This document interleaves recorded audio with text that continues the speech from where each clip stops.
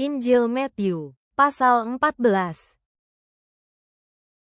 Waktu itu Raja Herodes mendengar berita tentang Yesus. Sebelumnya Herodes sudah membunuh Yohanes Pembaptis. Maka dia berkata kepada para hambanya, "Saya pikir, orang yang menyebut dirinya Yesus itu sebenarnya adalah Yohanes Pembaptis." Ternyata Yohanes sudah hidup kembali dari kematian, itulah sebabnya dia bisa melakukan berbagai keajaiban. Jauh sebelum peristiwa itu, Herodes sudah merebut Herodiana, istri adiknya sendiri yaitu Filipus.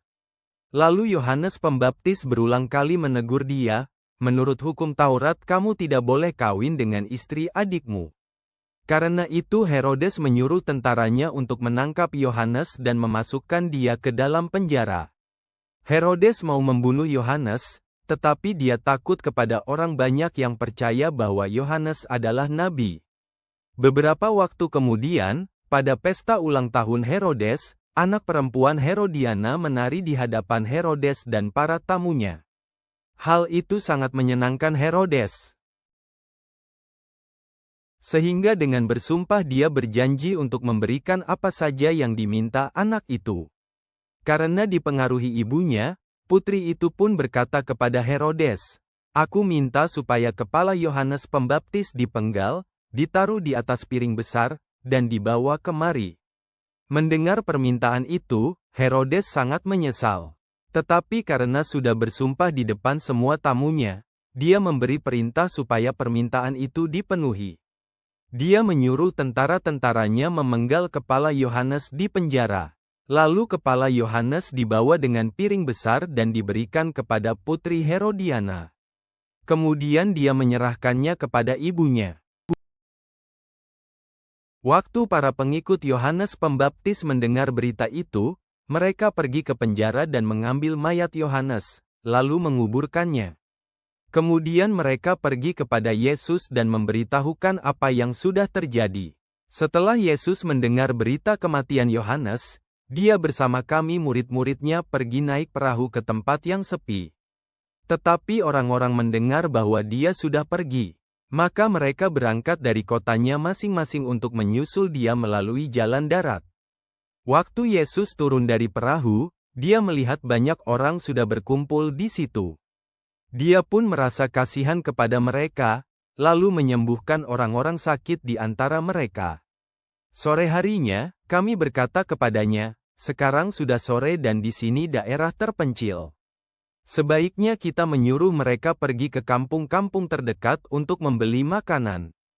Tetapi jawab Yesus, "Mereka tidak usah pergi. Kalian saja yang memberi mereka makan." Kami pun memberitahu dia, "Guru, kami hanya punya 5 roti dan 2 ikan." Dia berkata, "Bawalah roti dan ikan itu kepadaku." Lalu Yesus menyuruh orang banyak itu duduk di atas rumput. Dia mengambil 5 roti dan 2 ikan itu, memandang ke langit, dan mengucap syukur kepada Allah atas makanan yang ada. Kemudian dia menyobek-nyobek roti dan menyuir-nyuir ikan itu, lalu memberikannya kepada kami untuk dibagikan kepada orang banyak. Semua orang makan sampai kenyang. Sesudah itu kami mengumpulkan roti dan ikan yang berlebih sampai 12 keranjang penuh. Jumlah orang yang ikut makan kira-kira 5.000 orang laki-laki, belum termasuk perempuan dan anak-anak. Kemudian Yesus menyuruh kami murid-muridnya lebih dulu naik perahu dan mendahuluinya ke seberang, sementara dia menyuruh orang banyak itu pulang. Sesudah itu, dia naik seorang diri ke bukit untuk berdoa. Sampai malam, dia masih sendirian di sana. Sementara itu, perahu kami sudah sampai di tengah danau, terombang-ambing oleh ombak karena angin kencang bertiup dari arah yang berlawanan. Pagi-pagi buta, Yesus datang kepada kami dengan berjalan di atas air. Ketika kami melihat suatu sosok berjalan di atas air, kami sangat ketakutan dan berteriak, "Itu hantu." Tetapi Yesus langsung berkata kepada kami, "Kuatkanlah hatimu. Ini aku, jangan takut." Lalu kata Petrus kepadanya, "Tuhan, kalau itu sungguh-sungguh Engkau, suruhlah saya datang kepadamu dengan berjalan di atas air." Jawab Yesus, "Marilah." Lalu Petrus turun dari perahu dan mulai berjalan di atas air ke arah Yesus.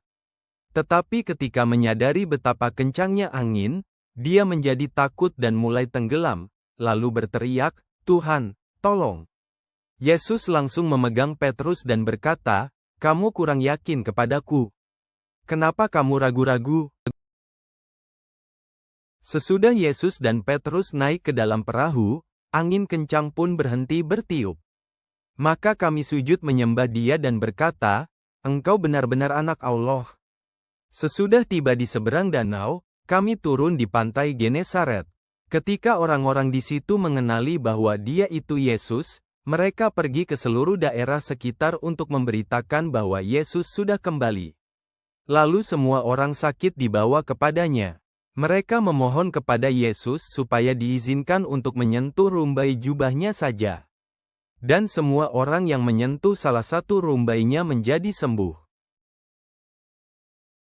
Tuhan yang kudus, meskipun dunia menolak kebenaran, kuasa dan belas kasih-Mu tetap ada. Seperti Petrus, tolonglah kami melangkah dalam iman dan mempercayai-Mu di tengah badai. Tenangkan ketakutan kami dan tambahkan iman kami. Kiranya kami selalu memandang kepadamu, Putra Allah yang menyelamatkan, melalui Kristus, Tuhan kami. Amin.